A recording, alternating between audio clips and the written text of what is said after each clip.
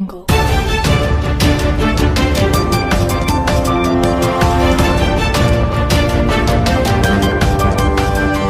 राम को लाए हैं हम उनको लाएंगे। इन राम के नाम पे सत्ता भी ले ली और राम के नाम पे जो लोगों ने अपनी आस्था से धन जुटाया, दान दिया, वो भी लूट लिया। प्रधानमंत्री कार्यालय से लेके इतने बड़े बड़े अधिकारी उसमें शामिल हैं। ये लूट कैमरे की निगरानी में हो रही थी। मूर्ति तो पानी भी नहीं पीती। ये तो सब जो है उनके नाम पे सत्ता भी ले ली भाजपा ने और धंधा भी चला रखा है। पैसा भी जो है कहाँ जा रहा है, किसके पास जा रहा है, अब देख लो। क्यों इस्तीफा दिया अगर आप सच्चे हैं? ये चाइना है, पाकिस्तान है, बांग्लादेश है, कौन सा देश है जहां इजराइल है, जहां जा नहीं सकता चुनाव सांसद? पहले वहां मुसलमानों को पीटा गया, फिर वहां जो टूरिस्ट गए उनको पीटा गया, लगातार पीटा गया, और फिर वहां नियंग सिखों के साथ क्या हुआ ये भी आपने देखा।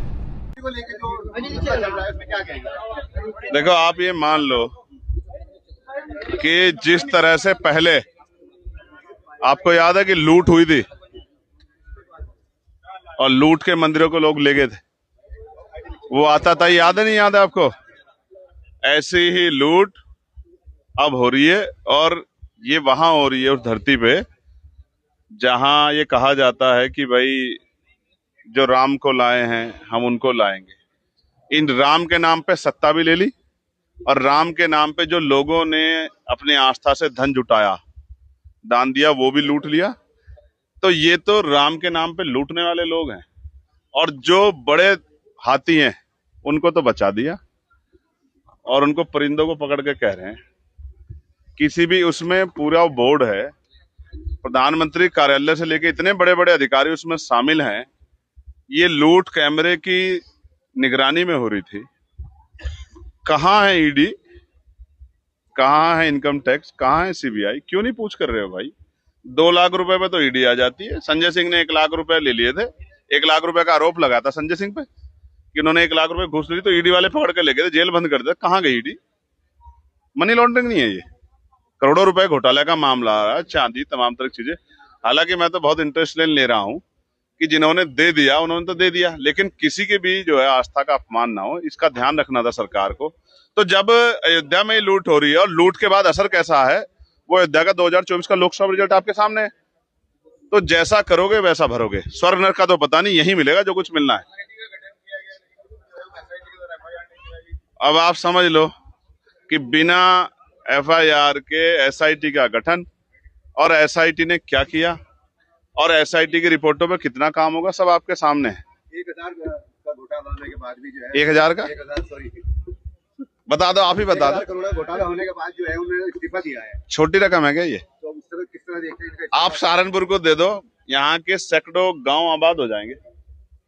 मैं फिर कह रहा हूं, जो इष्ट है, ईश्वर है, भगवान है, जिनके लिए कहा, जिनको लोग नतमस्तक होते हैं, उन्हें पैसों की जरूरत नहीं है। उनके नाम पे जो धंधा कर रहे हैं उनको पैसे की जरूरत है। कल आप उत्तराखंड में गए थे, मूर्ति तो पानी भी नहीं पीती। ये तो सब जो है उनके नाम पे सत्ता भी ले ली भाजपा ने और धंधा भी चला रखा है। पैसा भी जो है कहाँ जा रहा है, किसके पास जा रहा है, अब देख लो। क्यों इस्तीफा दिया अगर आप सच्चे हैं? इस्तीफा क्यों दिया आपने?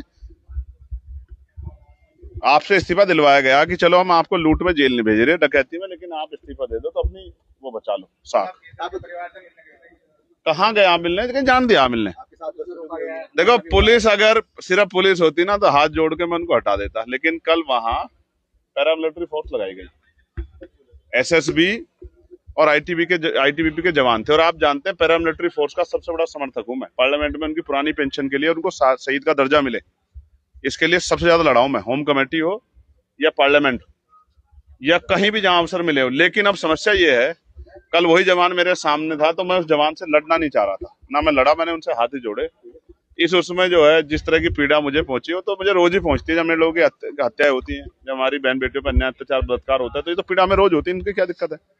लेकिन मैं फिर कह रहा हूँ, उन्होंने 30 तारीख का समय रखा है कल का, मैं कल फिर जाऊंगा, क्योंकि वहां के माहौल अच्छा नहीं है। लोगों को नहीं पता, जो घर में बैठ के बात करें उनको नहीं पता कि कल भी वहां एक पंचायत हुई, वहां गांव के बाहर एक बड़ा मंदिर, उसमें पंचायत हुई और उसमें कहा गया कि भाई हम जहां अगर कोई आएगा 100 टुकड़े कर देंगे। ये चाइना है, पाकिस्तान है, बांग्लादेश है, कौन सा देश है जहां इजराइल है, जहां जा नहीं सकता चुनाव सांसद, और अपने लोगों से मिलने नहीं? भरत तिवारी का एनकाउंटर हुआ है, यूपी तक के लोग उसके परिवार से मिलने जा रहे हैं। तो केतन जिसको जो है उसके पैर में कील ठोक दी, उसके गुप्तांग में कील ठोक दी, गड्ढे कर दिए, उसके हाथ में कील ठोक दी, उसकी बॉडी पे कोई जगह नहीं जहां उसको हड्डियों को तोड़ा ना गया, तो मैं उसके परिवार से क्यों नहीं मिल सकता? कारण क्या है? कारण यह है कि पुलिस कुछ छिपा रही है, उनको पता है मैं वहां जाऊंगा, वो परिवार मेरे सामने बात रखेंगे और फिर मैं ये बात जनता के सामने रखूंगा तो दुनिया में ये बात जाएगी। उसके परिवार ने क्या कहा है आपने सुना है? कल उन्होंने मुझसे कहा था अगर आपको आने से रोका तो हम यहाँ से पलायन कर जाएंगे, हम सुरक्षित नहीं है। और वो कह रहे थे हम दिल्ली जाके धरने बैठेंगे। और ये सिर्फ वहां का हाल नहीं है, पूरे उत्तराखंड में रहने वाले शेड्यूल कास्ट शेड्यूल ट्राइब के लोगों का हाल है ये। और वहां क्या हो रहा है आपको पता है? आप सुनो, मैं आपको बताता हूँ मेरे भाइयों, मीडिया हो आप, आपके जरिए दुनिया तक बात जाती है। पहले वहां मुसलमानों को पीटा गया, फिर वहां जो टूरिस्ट गए उनको पीटा गया, लगातार पीटा गया, और फिर वहां निहंग सिखों के साथ क्या हुआ ये भी आपने देखा। वो बॉर्डर नहीं है, वो चाइना नहीं है, वो उत्तराखंड का ही एक बड़ा हिस्सा है।